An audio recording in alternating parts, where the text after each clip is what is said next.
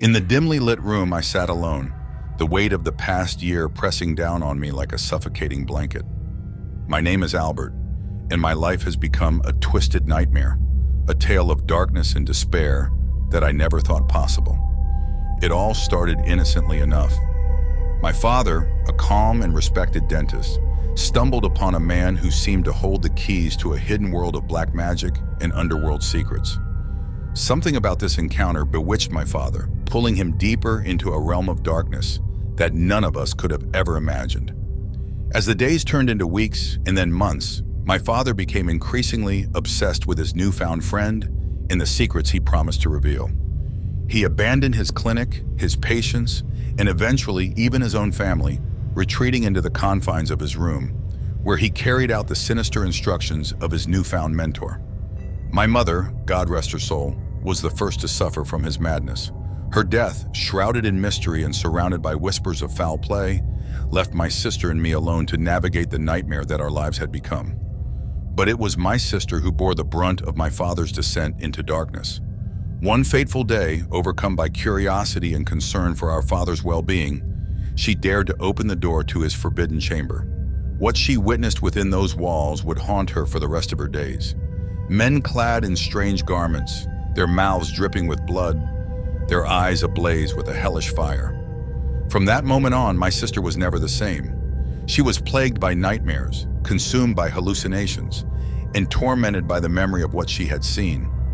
My father, heedless of her suffering, abandoned us without a second thought, retreating to the abandoned apartment of his childhood, leaving us to fend for ourselves in a world turned upside down by his madness. I was forced to take on odd jobs to support us, to keep a roof over our heads and food on our table, all the while grappling with the knowledge that my father had been seduced by forces beyond his control, that he had willingly surrendered himself to a darkness from which there could be no escape. And then, just when we thought things couldn't get any worse, we received a call from one of my father's former neighbors, claiming to have heard strange noises emanating from his long-abandoned apartment. We rushed to the scene, desperate for any sign of my father, only to find the apartment empty, its walls echoing with the eerie silence of abandonment. It has been a year since that fateful day, and still there is no sign of my father. His demon friend, whoever or whatever he may be, has claimed him for his own, leaving us to pick up the shattered pieces of our lives and try to make sense of the senseless. But some wounds never heal, some scars never fade. And as I sit here in the darkness, haunted by memories of a life that once was, I can't help but wonder, what other horrors lie waiting in the shadows, ready to pounce when least expected?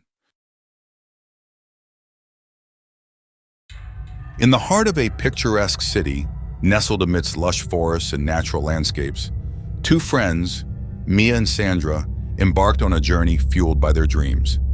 For years, they had toiled through their studies, saving every penny from their part-time jobs, dreaming of the day they could escape the confines of their mundane lives and explore the world.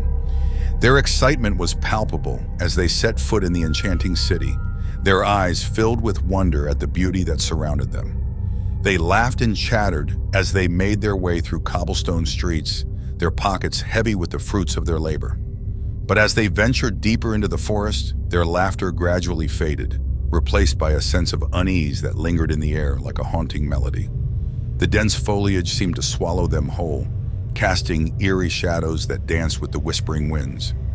As twilight descended upon the forest, Mia and Sandra found themselves lost amidst the labyrinth of trees, their sense of direction warped by the suffocating darkness. Panic began to claw at their throats, each passing moment amplifying the gnawing fear that gripped their hearts.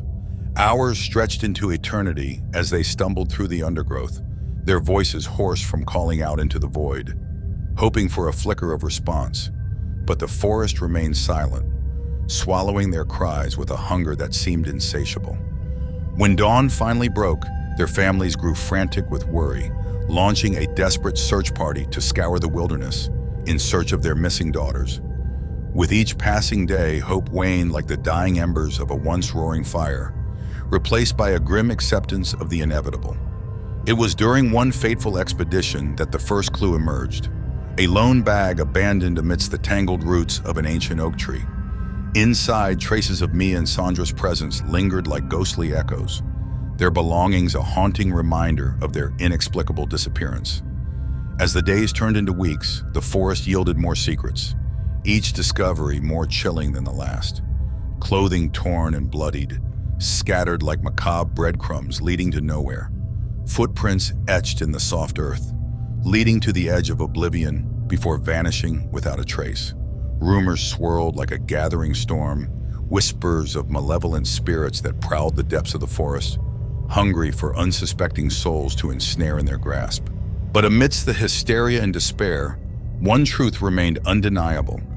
Mia and Sandra were gone, swallowed whole by the unforgiving embrace of the forest.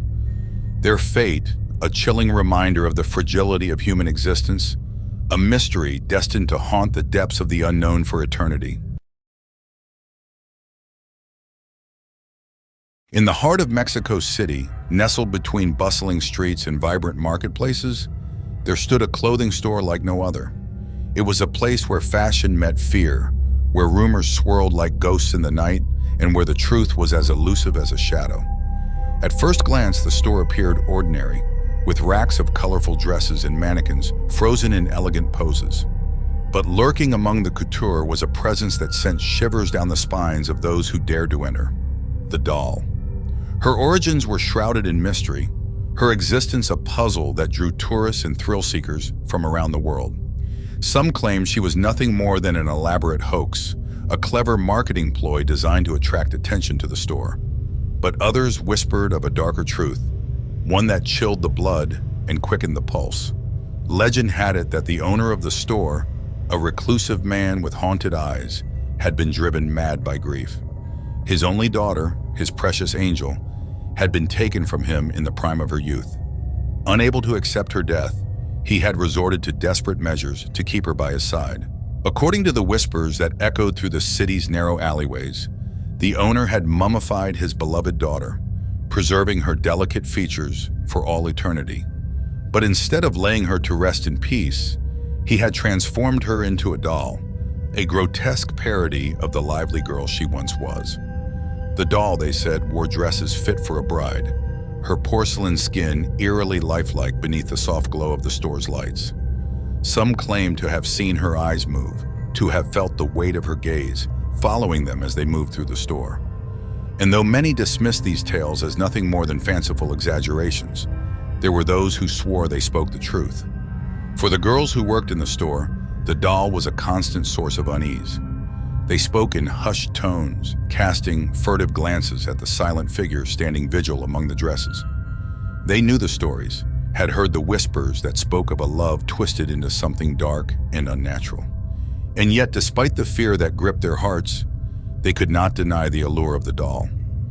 There was a strange beauty in her tragic existence, a fascination that drew them back to her time and time again. They found themselves lingering in her presence, unable to tear their eyes away from the haunting sight of a father's love gone horribly wrong. To this day, the doll remains a symbol of horror and confusion, a mystery that defies explanation. Tourists flock to the store in search of answers, hoping to unravel the truth behind the legend. But as they gaze upon the doll's frozen smile, they are met only with silence, the secrets of her existence locked away forever in the heart of Mexico City. Patrick had always been a solitary soul, but the loss of his parents left a void in his life that seemed insurmountable. Seeking solace, he made the drastic decision to leave his homeland behind and immerse himself in work in a distant land. For 2 months, he buried himself in his profession, hoping to numb the ache in his heart. One fateful evening, as he returned to his quiet abode, he noticed a solitary figure lurking in the shadows. A black cat, its eyes reflecting the loneliness Patrick felt within. Compassion stirred within him, and he welcomed the feline into his home, offering it shelter and companionship. Days passed, and Patrick grew fond of his new companion, but he couldn't shake the feeling that there was something peculiar about the cat. It would disappear for hours on end, returning with an air of mystery about it. Despite his concerns, Patrick cared for the cat, ensuring it had food and shelter. One night, as Patrick lay in bed, Strange noises echoed from the adjacent room. Curiosity piqued, he ventured forth to investigate. What he encountered shattered his reality. 5 figures, devoid of discernible features, adorned in priestly garb, occupied the room. The black cat sat perched upon the arm of one of these enigmatic beings. Before he could comprehend the situation, darkness enveloped him, and he succumbed to unconsciousness. 18 hours passed before he regained awareness, but the memory of what he witnessed lingered, haunting his every thought. From that moment on, Patrick's life spiraled into chaos. He abandoned his job, unable to focus amidst the turmoil consuming his mind. Nightmares plagued his sleep, leaving him restless and tormented. Seizures racked his body, rendering him powerless against the onslaught of his fractured reality. Isolated from friends and colleagues, Patrick sought refuge in the confines of a psychiatric hospital. Doctors and therapists attempted to unravel the mystery of his affliction, but the truth remained elusive. Was it the trauma of loss manifesting in hallucinations? Or was there something more sinister at play?